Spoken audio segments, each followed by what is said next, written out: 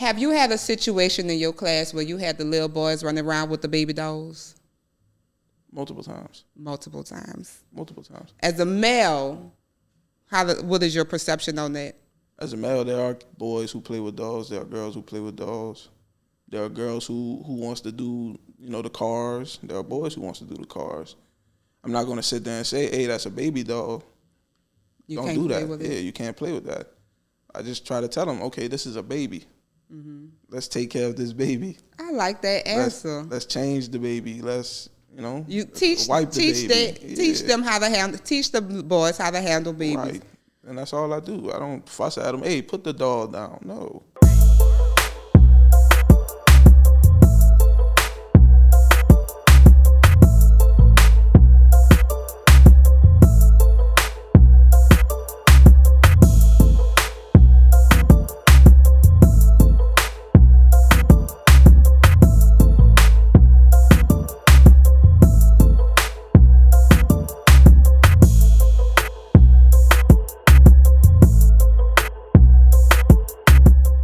Another episode of the Child Care Teacher Chronicle podcast, where we discuss all things child care as it relates specifically to the teacher's point of view, right? We have another phenomenal episode for you. I am here with Saron Byers, an early educator in the child care field, a male teacher, and we are going to be discussing gender roles and stereotypes. Welcome, Saron. Thank you. It's nice to be here. Thank you for being here. So I'm going to give you a quick second to tell the audience who you are, your background in early education, and then we're going to get into this topic because it's red hot and I want to discuss it.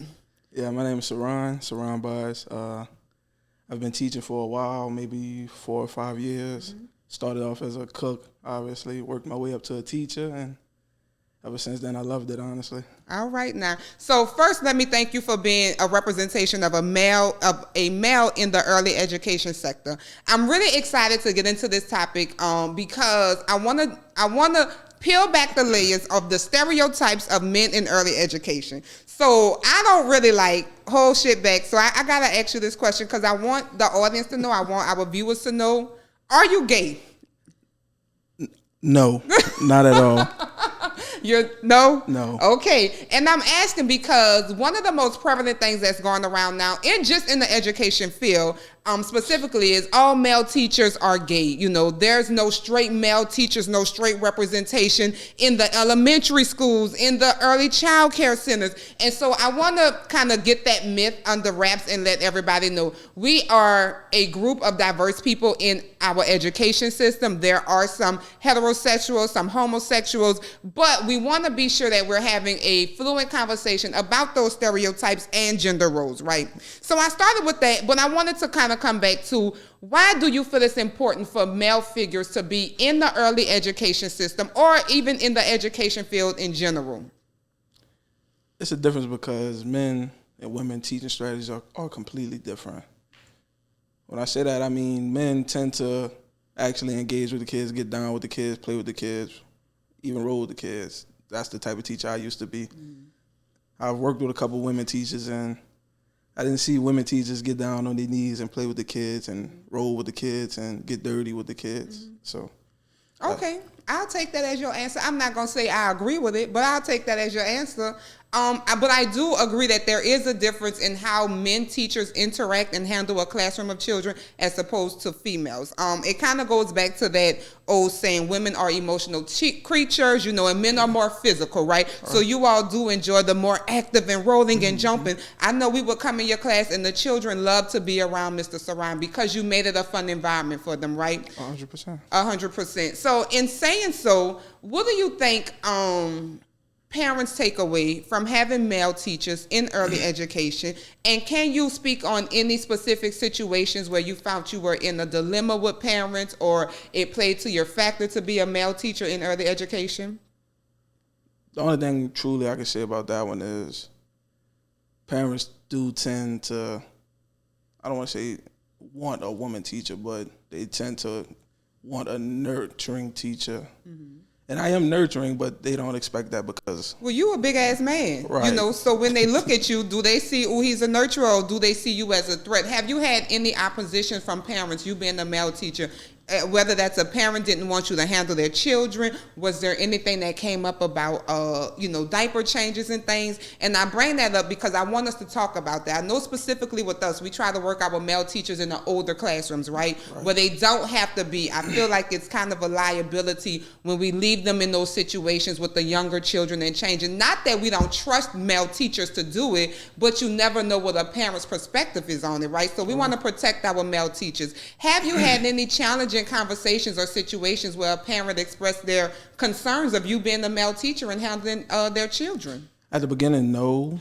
But during it, when the kids do have accidents and do tend to fall or, scratches or cuts, they do tend to say, well, if he was there, or did he do it, or, things in that nature. So, and you feel like that's because you're a male teacher? You think they would have had that same reaction as a female? I feel like it's because I'm a big 6 foot, 300+ pound guy. They feel because you big in stature, you don't have a level of sensitivity, right? That softer touch or that softer approach, right? Right. Okay. And so how does that play in your psyche as far as you are here to do a job for these children?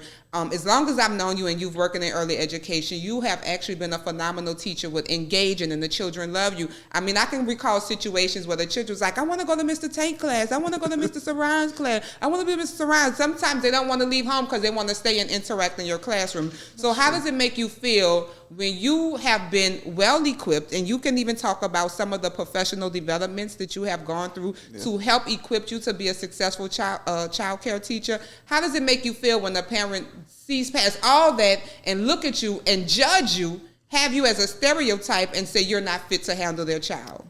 It does bother me sometimes. It truly does bother me a lot. But I just have to sit down and have those talks with those parents, even sit down with the kid there. I said, there's no shame in what I'm going to tell your parent. The kid can hear, because I wouldn't say nothing bad like that. And like you said, there's been times where kids have cried, saying they want to stay by me and stay with me. So I think parents should see that, okay, my child actually wants to be by him. My child actually enjoys being in his class. My child is actually taking those steps and learning in his class. And it's not just all play and horseplay and It's not all just that. Kids actually do listen. You just have to find what grabs their attention to get them to listen. Right. As you're speaking, I can recall one incident. I don't know if you recall this, but we had a mama who came to pick up her child one day and saw that you were her child teacher. And she went complete the fuck off. She was like, my child got a daddy. They don't need another daddy. Why y'all have a man working in the center? You recall that incident? Honestly, no. No? No, I don't. Well, I recalled it, and I can remember there were so many parents and so many staff members that came to your defense. And this probably, you may not recall it because it probably wasn't something that the center management needed to share with you, but knew how to handle that. So I brought that up because I want to speak to why it seems that so many parents, specifically female parents, have an issue with males working in the child care centers, and again, you don't see that big pushback from males working in the school systems. So why is it so important to have male role models and male figures when they get into elementary and middle school, when families don't see the importance of it when the kids are the most impressionable, right? Right. The kid brain develops from newborn up to 4 years old the most during that time. So why shouldn't we have positive role models, positive male figures interacting with children in child care settings? That's an answer I can't honestly say. I don't know why most women don't want a man or a male teacher, let me say. I don't know why. And you say most women, but I can actually see where men has that problem as well. We see all the time on social media. There was just a social media clip went out where one man who, is with the lady, but she has a son, and he took the son to the barbershop, and the father showed up and went complete the hell off on the man, like, I'm his daddy, and why are you taking my son to the barbershop, and rah, rah, rah, rah, rah, and you can see that in childcare as well. Some men does not like the interaction of other men with their children in these childcare settings. I think that one of the things we need to do is make people like you have a platform, though. Make you all more visible. Give you all more of a voice so that people get comfortable with the idea that men need to work in our early education centers. They do. Honestly, they do. I think that male figure is really needed in kids. Even if the kids have a father, or even if they don't have a father, I think that male figure in school would be nice for them. So let me ask you this. In your years in working with the children, I know that primarily you have worked with older children where they have more of a learning and an understanding, can grasp things a little bit better. What do you think you have been able to impart in children by being a male in early education and demything some of those stereotypes? Besides the fact of me teaching the kids how to toughen up a little bit, showing them that, it's okay to fall down as long as you get back up. Even with kids who fell and scratched their knees or, scratched on anything in that nature, I just try to teach them that it's okay to fall as long as you get back up and keep going. Same thing with learning. It's okay to mess up. Nobody's perfect. You're going to mess up, and then you're still learning. Mm-hmm. So you're going to do nothing but get better at it. Mm-hmm. That's all we try to teach. Well, that's all most teachers try to teach. Mm-hmm. Well, I think it's important what you said, too. A man's way of imparting this information or displaying it or getting it to relate to the children could be different from a female. So it only causes it to be a benefit when you have both genders working in your child care facilities. Yeah. And I want to highlight this because you do have men working in child care facilities. But for the most part, they're the cook, they're the janitor, they're the bus driver. They're not hands-on with the children, right? And so children are most impressionable during these years, right? So what do they see? They see that the man has to be the cook, the janitor, the bus driver, and not having that one-on-one healthy relationship with children in these centers. So that brings me to my next topic when we talk about men in early education. You all don't get a pass, for all the criteria when it comes to professional development and classroom management and everything that goes into being a successful teacher, right? So you've been a man working in early education for years. Tell me about some professional developments you would like to see or some things that you see that can benefit the overall conversation and let the world be more comfortable with men, real men working in early education. The only way I could think of that is honestly letting the parents come in and see for themselves. Mm-hmm. Minus that, you can't really do much by texting them and letting them know, hey, this is how this is going. Yeah, I think they should come see for themselves. I think they should actually come to the class for a day. Not all the parents at once, obviously, mm-hmm. but one, maybe two, maybe even three parents come mm-hmm. each day and just let them see how it actually is in class. So you feel that there needs to be more parent involvement for them to see the actual day-to-day of men teachers in the early education role? Yep. That's the only other way, I feel like. Okay. So when we talk about men in early education, as we've said, there has been some parents who, feel that men shouldn't work with children in early education. There are some parents who think you all are not equipped or sufficient. How do we spark the conversation around cultural sensitivity when we talk about men in early education? And I'm asking these questions because I want this episode to really highlight the importance of men in this field. As you said, you all have a different approach. You all relate things over to the children differently. They, in all honesty, freaking love being with the men in the centers, right? They do. So how do you think our conversation with the community and those who want to interact and engage with child care centers, how do you think that conversation should go in having that cultural sensitivity where it's not something that's hurtful to make a man feel that he's doing something wrong or in the wrong place or he needs to be, in a construction site as opposed to in education, right? Right. What I can say is ignore the negativity. Okay. Ignore these smart remarks that parents say. Sometimes it's hard to ignore that shit. I mean, of course, sometimes it is hard, but at the end of the day, you have to ignore it. Men and women, you're going to get negative comments. Mm-hmm. You're going to get negativity brought at you. Mm-hmm. You have to ignore it and keep going, especially if you know what you're doing is right. Okay. So let me ask, how do you evaluate classrooms and the materials in your classrooms that help make sure that you all are not being gender biased or stereotyping in your centers? Me, personally, I treated the kids no different. My males and my females, I treated the exact same. Mm-hmm. I didn't look at them as a gender. I looked at them as kids, and I looked at them as students. So I'm about to get a little messy. I'm getting messy, y'all. As we talk about stereotypes and gender bias, right? We are a culture of education where everybody is so sensitive on every fucking thing, like you just don't know what's the right, wrong thing to say or do. Right. Have you had a situation in your class where you had the little boys running around with the baby dolls? Multiple times. Multiple times. Multiple times. As a male, what is your perception on that? As a male, there are boys who play with dolls. There are girls who play with dolls. There are girls who wants to do, the cars. There are boys who wants to do the cars. I'm not going to sit there and say, hey, that's a baby doll. Don't do that. Yeah, you can't play with that. I just try to tell them, okay, this is a baby. Mm-hmm. Let's take care of this baby. I like that answer. Let's change the baby. Let's, you wipe the baby. Teach them how to handle. Teach the boys how to handle babies. Right, and that's all I do. I don't fuss at them. Hey, put the doll down. No. Okay, and so let me ask, why do you not fuss at them? Why do you support what they're doing as opposed to saying, because I say this is going to be controversial, because a lot of parents we have seen, if you send out a picture of a child and the boy holding the doll, the parent lose their shit. Why my baby have a baby doll? That's for girls and I got a boy. Same thing. If you see a little girl and she walk around with, some kind of construction outfit, why my little girl got on that boy stuff? So I like that you support them in being engaging and active for what they are drawn to, but it teaches them so much about life, right? It's the adults who decipher what's girl and what's boy, what's appropriate and what's not. And a lot of times the children don't know that shit. They don't know no better. They really don't. So how do you think that helps encourage children in finding their own identity and being more well-rounded individuals as they continue to grow?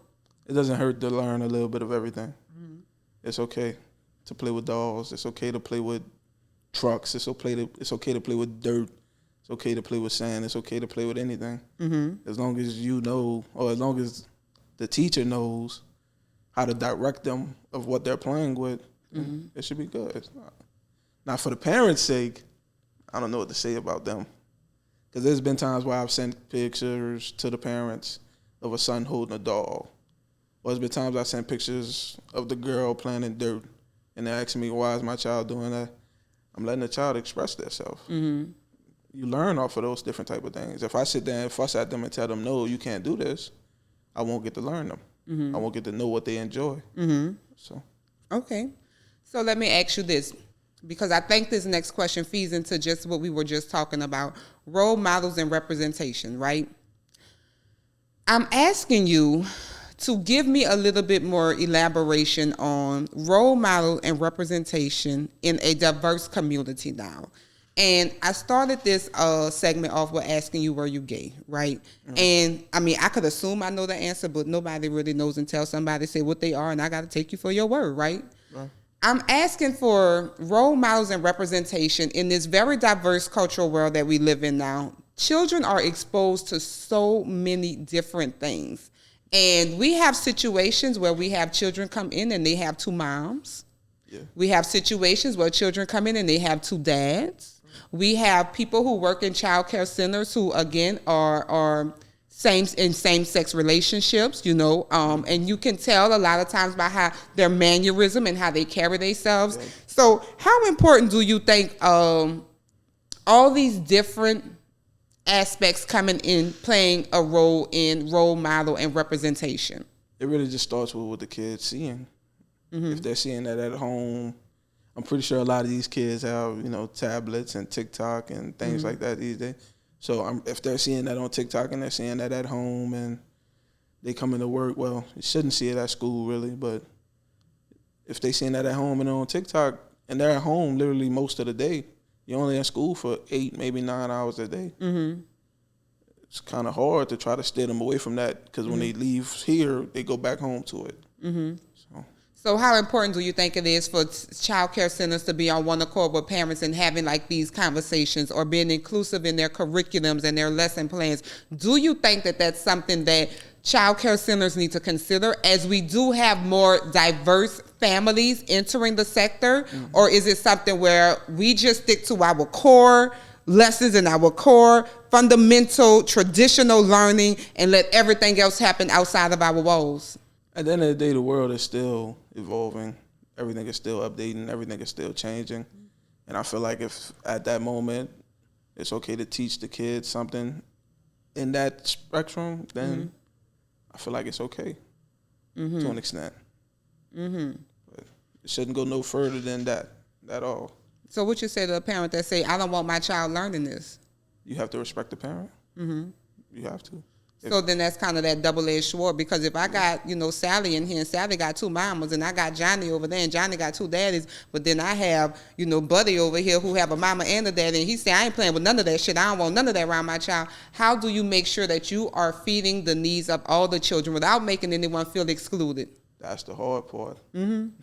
And see, I think that's one thing that parents or the outside world don't get to see. When we have child care teachers, we have a teacher who's in a class with at minimum 4 children, and at most could be 15, 16, 17, 21 children, right? Depending on the age group. And this teacher has to be diverse enough to be able to cater to the needs of each of these children and each of these families, right? Yeah. So it's multiple hats you have to play. And I don't think parents give enough sensitivity to the role that teachers have, especially when we're talking about diversity, stereotypes, inclusion, and making sure that everyone is able to be who they are, and you acknowledge them for who they are. So I ask you to kind of give us maybe a little insight on male teachers and how their interaction throughout the day with the children overall impacts them. And I'm going to ask you to give me this in the lineup of a question I like to ask, if my director only knew, right?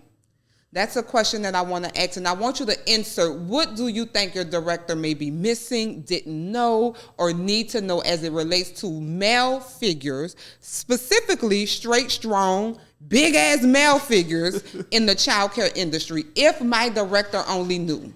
A lot of the kids are grown, even at the younger ages, 4, 5, 6. You say a lot of kids are grown? Yes. So like you saying we got little ass adults in the centers? Yes. Okay. Yes. Especially that 5, 6 range. They different nowadays. There was one student I had, she can tell me every conversation her parents have. Is it true? Oh, they tell it. Is it true? I have no idea. Probably so. But the fact that she can remember and recite that whole conversation to me, she knows a lot. Mm-hmm. But again, I try to keep that away from them. Even if that is what they'll come and tell me, I try to tell them, don't listen to that. Mm-hmm. Don't focus on that. Let's focus on what we have in front of us today. Mm-hmm. Let's handle our business today. Professional. Yeah. Try to keep all that away from them. Stay above board. Yeah. Okay. Let's focus on what's today. When you go home, do what you got to do your homework, get some rest, and then let's come focus on what we have tomorrow. Uh-huh. Whatever happened at home, try to keep it at home. I don't need you to sit there and try to remember that, because now you're trying to remember that, and now you're still trying to remember what you're learning in school every day. Having grown conversations with their old little ass. Yeah, too much. Okay, but I still want, and I appreciate you bringing that in, because that is something that our culture need to look at now, or our community, or just our world. These children grown now. We ain't talking about these little baby fine ass babies like back in the day. Nah. We got some grown children coming out the womb now. But I still want you to, if you can leave anything for anyone who's watching to know, as it relates to men in early education, if their director only knew, give me something that is impactful that they will know why they need to consider having men in their early education, or what they need to be sensitive about when they get a man in their early education center. I think men are good in that case. I think I think a lot of male teachers or males should try to become teachers. Mm-hmm. Again, like I told you, it's just different with a male teacher. The physical part of it is different. Getting the kids to engage. I don't want to say women don't do it, but I'm just saying it's a little different. It's different. It wouldn't be. Don't start no shit. You can't sit here and talk shit about women. Nah. Like, for example, I could walk in every classroom and the kids would run up to me yelling, Mr. Tank, Mr. Tank. Mm-hmm. In any classroom from any daycare that I've worked at, mm-hmm. they can run up to me and yell, Mr. Tank. Mm-hmm. Even while the teacher is sitting there trying to explain something. Mm-hmm. No matter what I'm doing, if I walk in the classroom, at least 5 to 10 kids are going to walk up to me. I got it. You know why? I just realized why. You know why? What? It's that unicorn effect. Meaning, it's that unseen thing. Typically in child care centers, you don't see them in there, right? And not to really shine light on this, but in a lot of households, you don't see male figures, male representation. And so that unicorn effect is, wow, it's something new, it's something shiny, it's something unknown, and I'm drawn to it. That's what happened when men are in our early education center. Children have the opportunity to have that unicorn effect, what makes them drawn to them, what makes them want to be around them, which gives men the unique opportunity to be very impressionable in lives of these young children. Yeah. And so I think that would be the one thing that, you know, for that, if my director only knew, men in early education has that unicorn effect, and they need to make sure that they are bringing them in, keeping them on board so that there can be a very diverse culture in their center when it comes to growing up, building up well-rounded children. Yeah. There have been kids who I've known that doesn't have fathers really in their life. Mm-hmm. And it's been times where the kid has called me dad or oh shit! It's been a couple of times where that has came out. And what you tell them? I'm not your dad. I'm not your dad. I'm not your dad. I'm not your dad. It wasn't me. I'm your teacher. It wasn't me. And I'm gonna do my best while we're here. I'm gonna do my best to take care of you as much as I can. But I'm not your dad. Mm-hmm. Well, as we wrap up this conversation, I just want to talk a little bit about you and your background. Did you grow up with a male figure or a dad in your life since adolescence age? Yeah.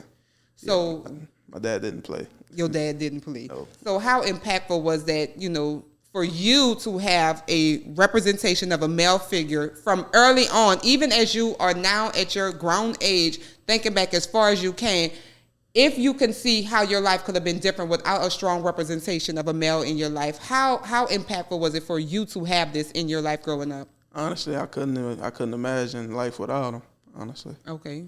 For example, I was maybe 4, maybe 5 still peeing in the bed. I was grown. I'm not grown, but I was big peeing in the bed.